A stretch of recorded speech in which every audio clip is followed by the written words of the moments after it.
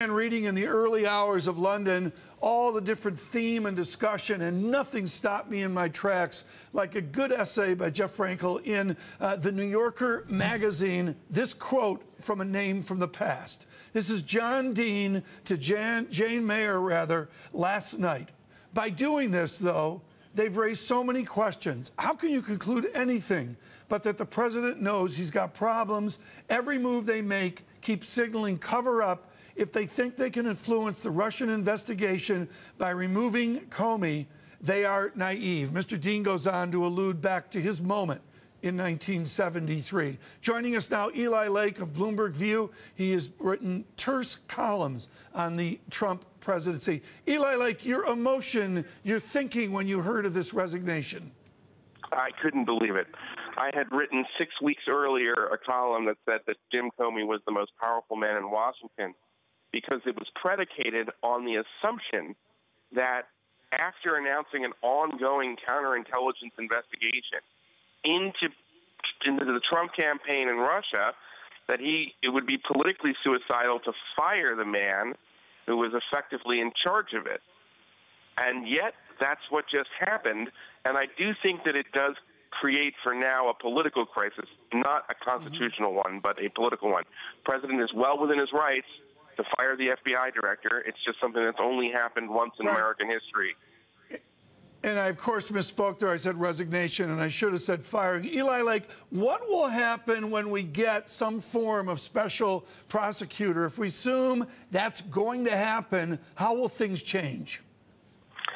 I don't know that I don't know that we should assume that will happen. I think that it's more likely to happen at this point, but we could see it going a lot of different ways. But what that changes is that it institutionalizes the cloud that Comey had confirmed was over the White House. So you have an FBI probe that is now known to the public on the record from the FBI director. What a special prosecutor would do, it would basically institutionalize that, and you would have something that could not be touched. And I don't know at this point what that would mean. We're still so early in a Trump presidency, but in some ways, what it would do is sort of have this further thing hanging on the legitimacy of it. And what Trump really needs, I think, is he should support a bipartisan 9/11 style commission that would look at all of it. Eli, this is going to sound like a really strange question, but this is a president that made his former career by literally saying the words, "You're fired." Do you think, actually, we can draw a line between one life and another life? No. I mean, we elected who he is. We elected a reality TV star who fired people on television and made a lot of money off of that. So there is that. So I think that's a fair point. I mean, I would say this, though. Let's not shed too many tears for James Comey. He badly mishandled the Hillary Clinton investigation. It was probably almost inevitable that Hillary Clinton, had she won the election, would have fired him. His latest hearing was a disaster, as we were finding out just yesterday before this announcement that he had misled Congress on exactly how many emails Huma Abedin had forwarded for printing on Anthony Weiner's computer. So Comey had made a number of mistakes, and one of those mistakes, I think, is that he announced way back in March that there was a counterintelligence probe into Russia and the Trump campaign. But at the same time, he didn't say what Trump said in the letter, which is that Trump was not being investigated, which I think was a political decision. That's exactly the point I wanted to go to. These three times. Can you kind of the implications of that are what? Because that caught me a little bit by surprise. Well, I think the implication is that Jim Comey is somebody who presents himself as this ultimate Boy Scout. He's totally beyond politics in a town that is heavily politicized, and that's his reputation.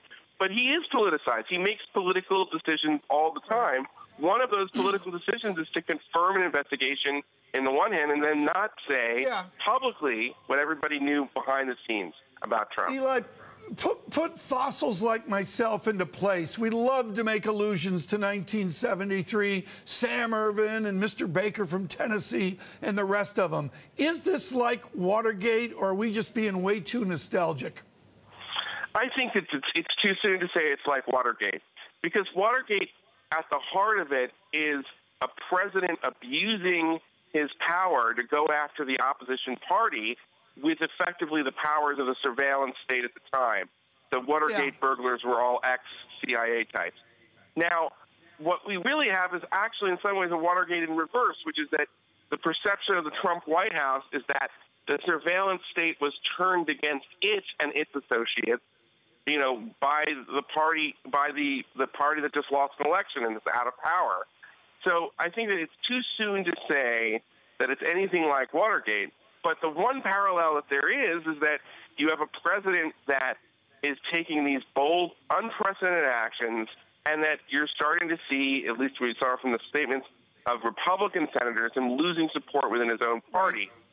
But it does not, I mean, I still don't know what the impeachable offense is, whereas in Watergate, I can tell you it's a third-rate burglary covered up at the highest levels of the White House. Well, what's the impeachable offense here? Yeah, Eli, thank you so much. Eli Lake.